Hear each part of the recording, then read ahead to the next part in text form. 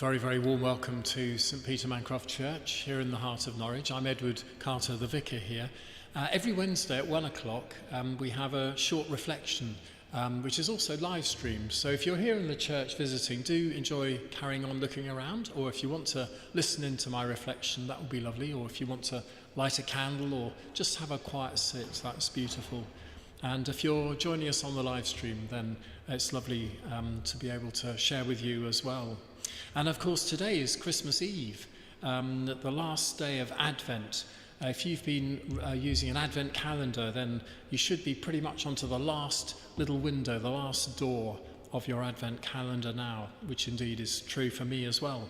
And then tomorrow, Christmas Day, a great and joyful celebration, one of the real high points of the year for the church, yes, for Christian people, but actually for everyone. Of course, the shops and the city here in Norwich have been very Christmassy for quite some time now. I think the Christmas lights were turned on in mid-November, and some of the shops have had Christmas things on sale for months. And the funny thing is that we get to Boxing Day, so the day after Christmas Day, and some of the shops take all the Christmas things down and start thinking about the new year, I suppose. But there are actually 12 days of Christmas. Obviously, Christmas Day is the main one. But that well-known song, The 12 Days of Christmas, is a true thing. There are 12 days of Christmas. In fact, I was asked the other day, there was a quiz question. How many legs are there in the 12 Days of Christmas song? For, a partridge, little bird, has 2 legs, and I suppose 9 ladies dancing is one of them. They would have 18 legs, 2 legs each. But apparently the answer to that question, how many legs are there in the 12 Days of Christmas song, depends on how many legs there are on the milking maid's stools. Are they 3-legged stools or 4-legged stools? I suppose you could count the cows in as well. So who knows? Who knows the answer to that one? But for the church, the 12 Days of Christmas, the song, it's a real thing. The church has 12 days of celebrations of the Christmas season, starting on Christmas Day and then ending on what's called Twelfth Night, which is when after those 12 days have run their course. And that should be the evening of the 5th of January, if you add up all the days. And a lot of people, maybe you're like them, and certainly I do, you pack away your Christmas tree and Christmas decorations on that 12th night. Even if you have a little crib set maybe with the baby Jesus and Joseph and Mary and shepherds and wise men, you can pack it all away on that 12th night evening. And the 12 days of Christmas have then ended.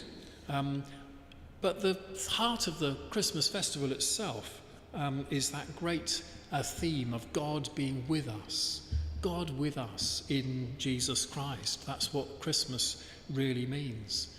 And I suppose if you think it a bit broader than that, it's about how God is with us in our lives day by day. It doesn't have to be Christmas Day for God to be with us. Christians certainly believe that God is with us throughout life. And we just have to stay attentive to what he's doing in our lives and how he's actually with us. But within the 12 days of Christmas, we don't really have ladies leaping and maids are milking and that kind of thing when we celebrate here in the church. But there are some other really important moments, festival days within the 12 days of Christmas. Boxing Day is the 26th of December, of course. And that is actually the feast of St. Stephen. There's that famous carol, Good King Wenceslas looked out on the feast of Stephen. And that is the day after Christmas Day. But you might ask, who was St. Stephen? And the truth is, he is in the Bible. He's mentioned in the Bible. He was one of the very first members of the church. And he had a particular role helping to serve others, to bring help and things to people when they needed help and support, perhaps the elderly or those who were struggling with life. So St. Stephen was one of the very first people who were what were called the deacons or the servants in the life of the church. So that's the 26th of December, the second day of Christmas. And then on the 27th of December, that's St. John's Day. St. John, he was one of the writers of one of the four Gospels, Matthew, Mark, Luke and John. John is the fourth Gospel. And St. John the Evangelist, he was sharing that good news about Jesus. So he has a special festival day on the 27th of December. And then the day after that is the 28th of December, which is the fourth day of Christmas. And that's a sad day, really, for the church in terms of its festivals, because it's called Holy Innocents' Day. And that's the day when we remember King Herod, who heard the bad news for him that another king had been born in Bethlehem. And when he couldn't find the baby Jesus, he sent his soldiers to go and kill all the children in Bethlehem. That's what it says in the scripture. And that's a very sad and upsetting moment, really, in the story of Christmas. But I suppose if it possibly might remind us of how God isn't just with us in the good times. God is with us through the bad times as well, the times when we suffer or when painful things happen. And of course, for Christians, it's not just about Christmas, it's about Easter as well, and which means Good Friday, when Jesus himself died on the cross. Well, one of the other 12 days of Christmas for the church is 1st of January, which is New Year's Day, a lovely day to celebrate. But that actually is the day, because it comes 8 days after Christmas, on the 8th day, is what's called the presentation of Jesus Christ in the temple. And that, I suppose, reminds us of that way in which Jesus wasn't kind of a completely new thing that happened from God. It was building on everything that had happened before. God's plan, God's presence with us actually didn't begin with Jesus, but continued on from all those old things, the prophets and God's chosen people in the world. And Jesus was the next but very important part of God's plan. And then just after the 12 days of Christmas are finished, which will then take you to the 6th of January, that's when there's another great feast called the Feast of the Epiphany. And that is the moment, supposedly, when the wise men finally made it to find Jesus. And it reminds us of how the whole world, Jesus isn't just for Bethlehem, not just for a few people. Jesus, the good news of God's love in Jesus, is actually for the whole world. And that's what the wise men, the Magi, represent.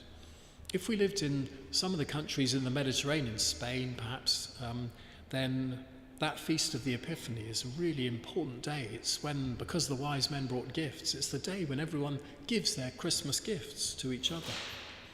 So not so much on Christmas Day, more actually on the Feast of the Epiphany. So that's a lot of things going on for the 12 days of Christmas.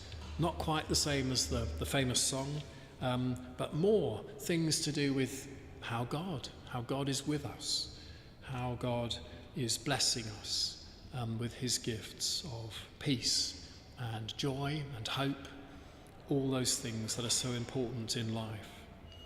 So my prayer for myself, for those whom I love, for all of you, is that you'll remember all those different things that are so important at Christmas, and that you'll have a lovely, lovely Christmas celebration this year, and that the coming year will bring many, many blessings as well, as you remember that great truth that God is with us, that amazing message that we celebrate each Christmas. Well, thank you for listening to my short reflection today. Next Wednesday is New Year's Eve, and there won't be a reflection, in fact, next week. So the next one is on the 7th of January.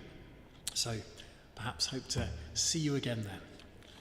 Blessings for Christmas and on the rest of your day today. Thank you.